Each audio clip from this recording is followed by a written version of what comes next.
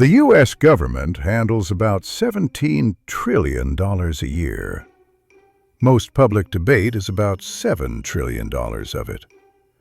The other $10 trillion gets almost no attention. In 2024, money comes in from people, companies, banks, taxes, fees, the whole funnel. Then it goes out. Social Security, defense, healthcare, government workers, interest on old debt. The bill is usually bigger than the income. So what happens when the math doesn't math? The government borrows from its own citizens, from banks, from foreign countries. It sells bonds, basically promises. Lend me money now, I'll pay you back later, with interest. Even the interest has its own line in the budget. Debt has rent. In 2024, the shortfall, the deficit, is about $2 trillion. Not 10, 2. The rest is money sloshing between government pockets that almost nobody talks about. So the real story isn't just how much the government spends, it's how quietly it moves trillions, and how normal borrowing has become for the most powerful country on earth. A fiscal tightrope, the unseen dance of debt and dollars. You've just seen the U.S. federal budget. On one side, $5 trillion in revenue, flowing in from the veins of the economy, income taxes, payroll deductions, corporate levies. On the other, $7 trillion in planned spending, coursing out to obligations like Social Security, Medicare, and defense. The gap is stark, a $2 trillion shortfall. You spot the line for interest payments, a staggering $892 billion in 2024, more than double what it was just 3 years prior. But you keep looking, scanning the columns. Something's missing. Where, you wonder, are the principal payments? The trillion-dollar chunks of debt that come due, not just the cost to rent the money. The answer is both simple and profound. They aren't there. The Great Refinancing Machine.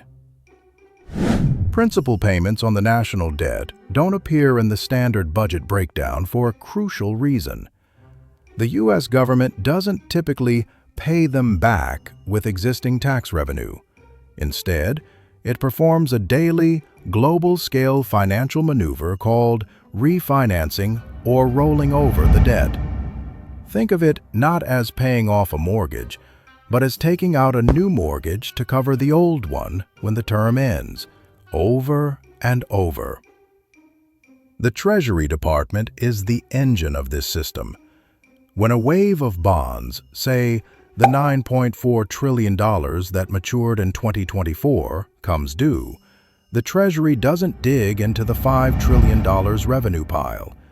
It goes to the bond market and auctions new debt. It borrows fresh money from new investors to repay the principal owed to the old investors.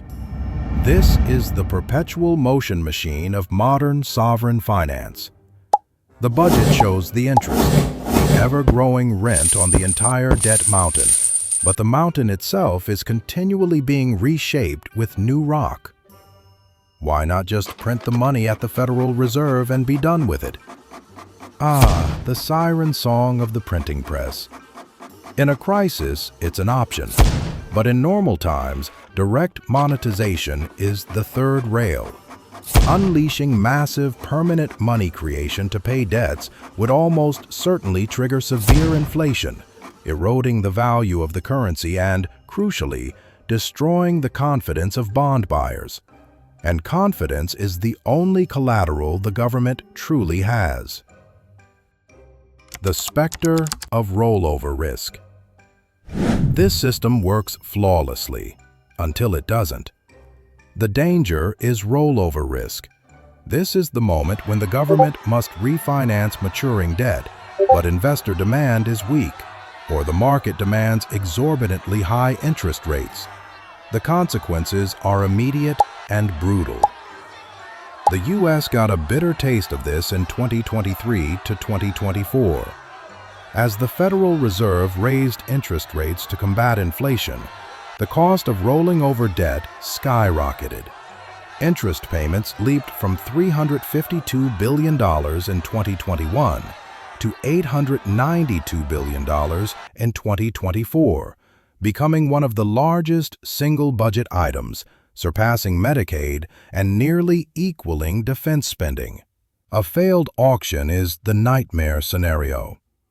If investors balk, refusing to buy new bonds at any reasonable yield, the Treasury faces an instant cash crisis. It cannot pay the principal coming due. This is not a theoretical fear. It has happened at the edges of the system. Sri Lanka, 2022. Frozen out of markets, it defaulted on its foreign debt, leading to social upheaval and an IMF bailout. Ghana, 2022. After rollover attempts failed, it entered a sovereign debt restructuring. For the U.S., a full-scale failure is still considered remote, but the risk premium is real. The government must constantly reassure a global audience that its debt is the safest, most liquid asset on Earth. The moment that faith wavers, the entire refinancing mechanism seizes up. The ultimate safety net: debt in your own currency.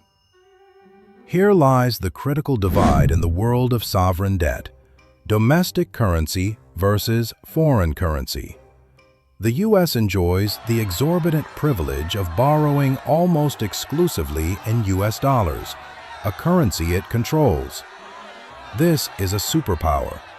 When a country like Sri Lanka or Ghana, which borrowed heavily in dollars or euros, can't roll over debt, it faces a true solvency crisis. It cannot print the foreign currency it needs to pay. Default or a painful IMF bailout with austerity measures are often the only exits. But for the U.S., the calculus is different. A failed rollover of dollar-denominated debt would be first and foremost a liquidity crisis. The nuclear option, which must be used with extreme caution to avoid hyperinflation, is always on the table. The Federal Reserve could directly buy the unsold bonds, effectively monetizing the debt. This printing would cover the payment. It's a catastrophic option for market confidence and price stability, but it is a technical escape hatch that foreign currency debtors do not have. This is why the dollar's status as the global reserve currency is the bedrock of U.S. fiscal maneuvering room.